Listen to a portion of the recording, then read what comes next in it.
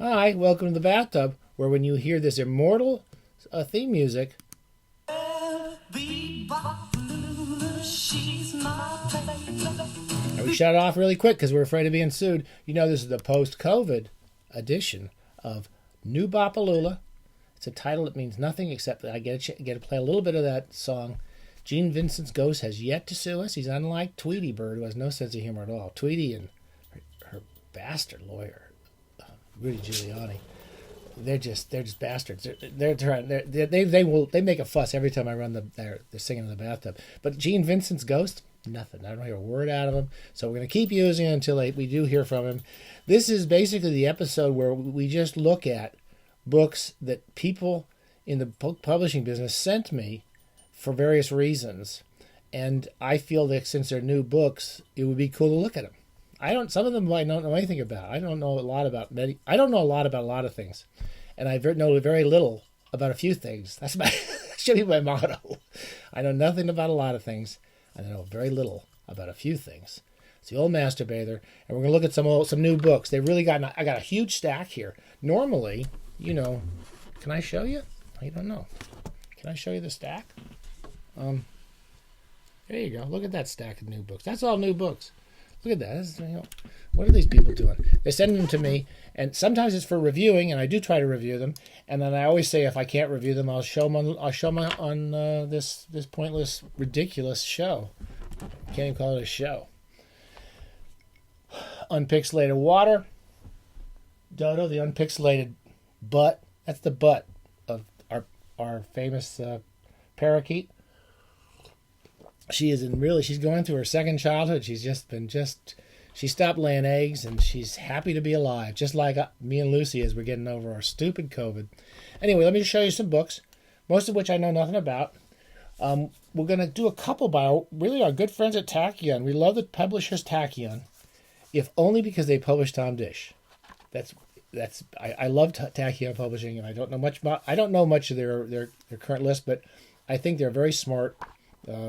SF fantasy related publisher, and they sent me this. I have no idea what this is. It's called The Corset and the Jellyfish. You probably know who Nick Bantock is. This is a good time. This is early before Christmas, so these are all good Christmas ideas. That's the other premise here. Nick Bantock, who's famous for the Griffin and Sabine series, and he's worked in a betting shop in the East End of London. Well, I've spent a long part of my life wandering through the east part of London, and I almost never went into a betting shop. But at the same time, he's famous for these books. I don't know anything about this one. This is called A Conundrum of Drabbles. I think a drabble is 100 words. I think it's 100 words exactly. Anyway, and there's 100 of them, so it must be 100 words. Anyway, it's kind of a little bit like my book, the 3 paragraphs in the life of Bob Johnson, where I just did 3 paragraph stories, and I did 300 of them. He's done 100-word stories, illustrated. They each have an illustration with like a cute little comic character in there. I know nothing about it, and I'm sure it'll sell 10 times better than my Bob Johnson, 1,000 times better than my Bob Johnson book, which is not fair, but it's possibly true. Anyway, it looks like a good book. A lot of people say good things about him. Here's more from Tachyon. I think I've got a bunch of different copies of this. Lavi Tidhar. I'm always pronouncing it wrong, I'm sure. And I know nothing about him. He's another good London writer. He's won all sorts of awards. He's won awards I've never even heard of. He's got quotes on here by people like James Morrow. And they keep talking about him like he's a genius. That's all they just say wonderful, wonderful. Just one nice thing after another about this guy. He wrote a book called Central Station. It's called The Circumference of the World. It's a new SF novel. And that's all I know about it. Okay, from Tachyon, I suspect the whole list as far as new stuff is probably kind of what they call cutting edge. I'm at the cut edge. Me at fiction, I'm like at the long cut and forgotten edge of literary endeavors, but the cutting edge, the new stuff, new ideas, new ways of telling kind of genre stories. Joanna Russ. Again, we put these here because I wanted to review this.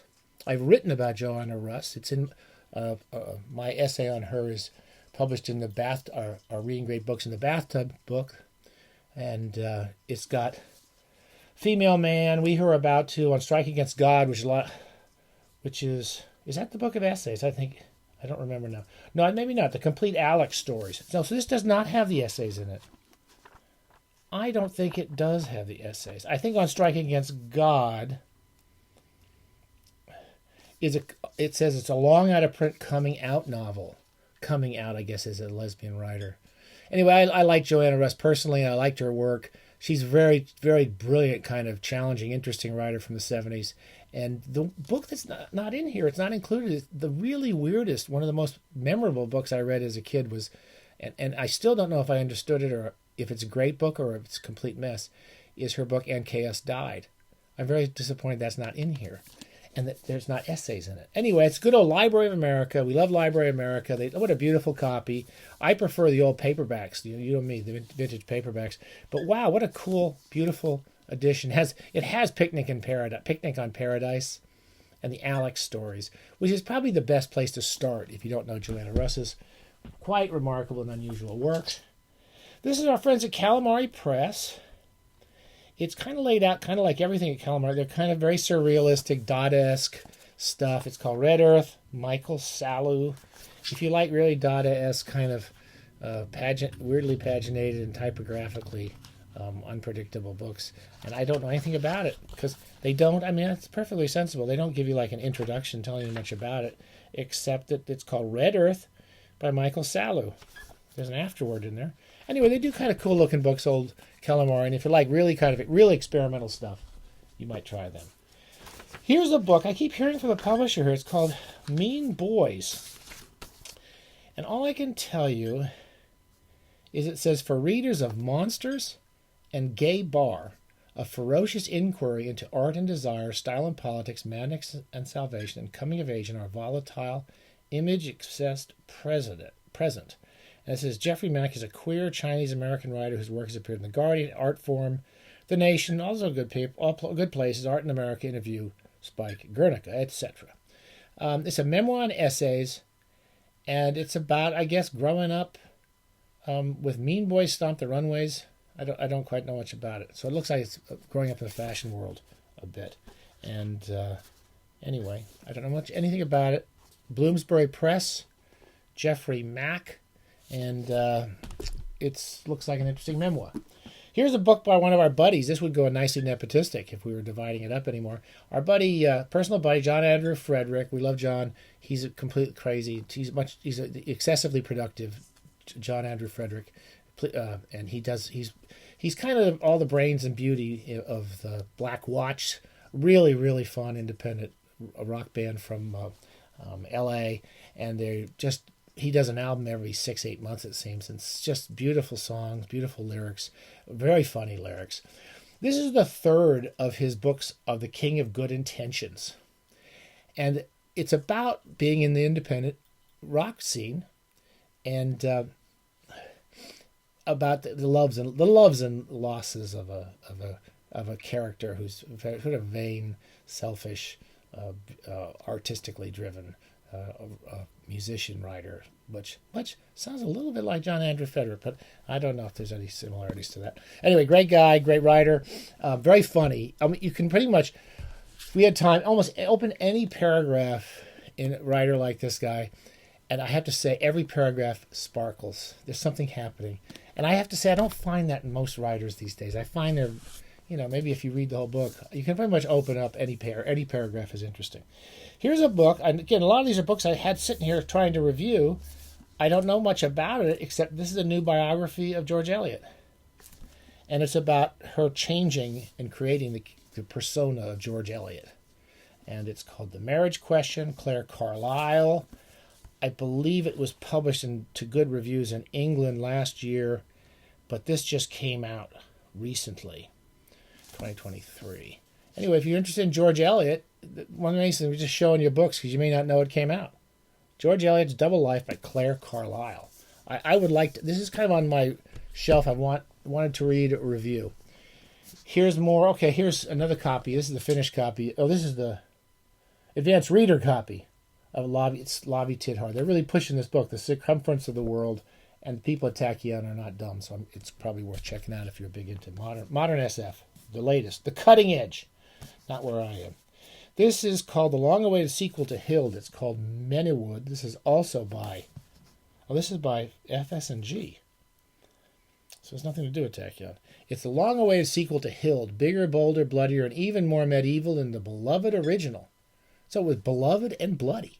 It was bloody and beloved at the same time. My gosh, that's a lot going. Anyway, I don't know anything about this either. It looks like a big fat, lots of horrible things. People doing horrible things to each other and having sex and killing each other. A little bit like a George R.R. Martin feel to it. Don't know anything about it. It's probably out by now. I got this.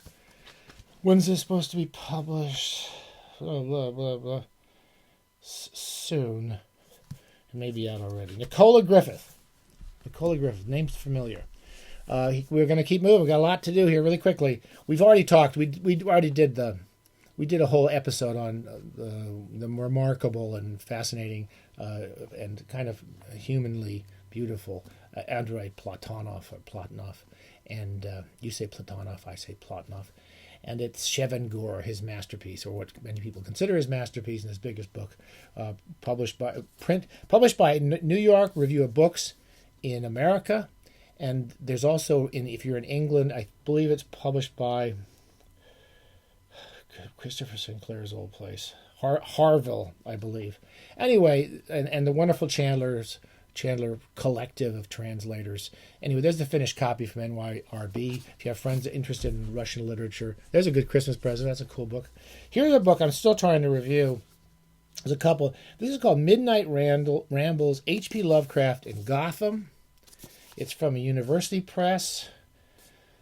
Empire State Editions from Fordham University. It's by a writer named David Goodwin. It's quite a nice, handsome, academic style book with some photos. And it's based on Lovecraft's period when he was buried and living in Manhattan with a woman. Which you kind of find, if you know Lovecraft and you hear nothing but bad things about him. If you go online, basically all they talk about is the racism in some of his stories and some of his letters. But I don't think that's giving you the best picture of Lovecraft as far as a writer. Anyway, he's been a short period in this relationship. Everything I know about Lovecraft, I have learned from the remarkable S.T. Joshi and the wonderful people at Hippocampus Press, who've done such a great job in recovering all their work. And this looks like just a brief period of his life, which is covered in that S.T. Joshi book. But it interests me because I do find that period of his life where he actually almost is like just a normal guy. He's almost just a normal guy living in New York with his girlfriend. So that's nice. Here's a new biography of Edgar Allan Poe by Robert Morgan. I'm still thinking of trying to review this. It's come out just this month. I love reading about Poe. And I'm reading a wonderful biography of him now. Oh, by the Reason of the Night. I was going to talk about it on one episode, and I forgot to bring it. Anyway, I'm really enjoying a more previous biography.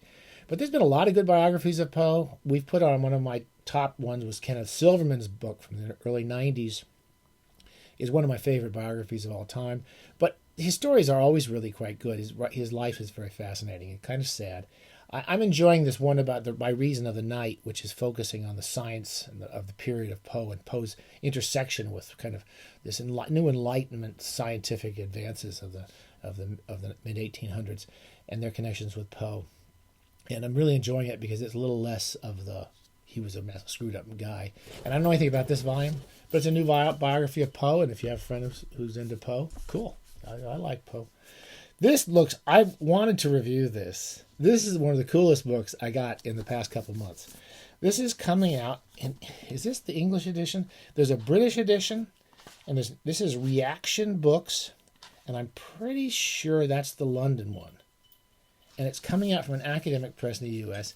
Decadent Women, Yellow Book Lives by Jad Adams. I have not read a word of this book, but it's about the women associated with the fascinating Yellow Book, which was the fin de siècle British magazine. There's only 4 to 6 issues of it. Aubrey Beardsley was the most famous involvee in that magazine, and he did all these incredibly cool illustrations, and it was this kind of really beautiful, decadent, Oscar Wildean magazine, which never had an article by Oscar Wilde in it. Never had a word of Oscar Wilde in it, but decadent women. So the women associated with it. It's a beautiful, handsome book. It's got great pictures and photos. And if I can't review this, this is on my top of my list of reading for Christmas. It looks such a cool book and so well done. Finally, we got to the bottom of the stack. This is a very bountiful New-Bop-A-Lula. 2 new books from our buddies. We just talked about Hippocampus Press. Our buddies, our epistolary buddies, never met them, don't know them at all. Just love their work. Interplanetaries. These are the interplanetary tales of Clark Ashton Smith. They've been publishing Smith's book and republishing his books kind of according to themes and the thematics. And these are the space stories of his. So, I reread, actually, just as soon as it came in, I started rereading some of these stories, which I had read and forgotten. Volthoom. They're these kind of ancient Lovecraftian aliens forces that are coming up out of the desert of Mars or other planets and want to destroy humankind. And usually the central characters, suffer horrific destruction like Lovecraftian characters. Anyway, it's kind of comic, silly illustrations of the characters in it. Anyway, cool edition with good introductions by Ronald S. Hilger, by a horror writer named Nathan Ballingrad, who I don't know. And then the latest in this incredible project. I mean, these small publishers are doing what the academics should be goddamn doing. I mean, every time you see an academic book, it's what these people have been doing on people like Lovecraft and Smith for years. And this is the letters of Clark Ashton Smith, Donald Wandry, Howard Wandry, and R.H. Barlow, all these kind of Lovecraftian characters. And these are fascinating. And Clark Ashton Smith is, to my mind, the California writer, one of the California writers who really deserves more attention as a Californian. He's a fascinating California writer and a great life, fascinating production, and deserves a lot more knowledge and a lot more intelligent consideration than he's received. That's my personal opinion about Clark Ashton Smith. A great California writer. I'm glad to share the same state with you, old CAS. Anyway, take care. That's the latest edition from Hippocampus Press, and there's a whole series of letters from both Lovecraft and Clark Ashton Smith that they're doing because the academics are too busy republishing more and more stuff that was already published by all these other people, and reissuing more books about Virginia Woolf. Okay, stay safe. Don't get COVID. And if you do get COVID, just don't get COVID. That's it. Don't get COVID. Don't even think about that alternative possibility. Have a great day. We're going to keep doing some of these and running quite a few of these. Got all these look like kind of cool books for Christmas.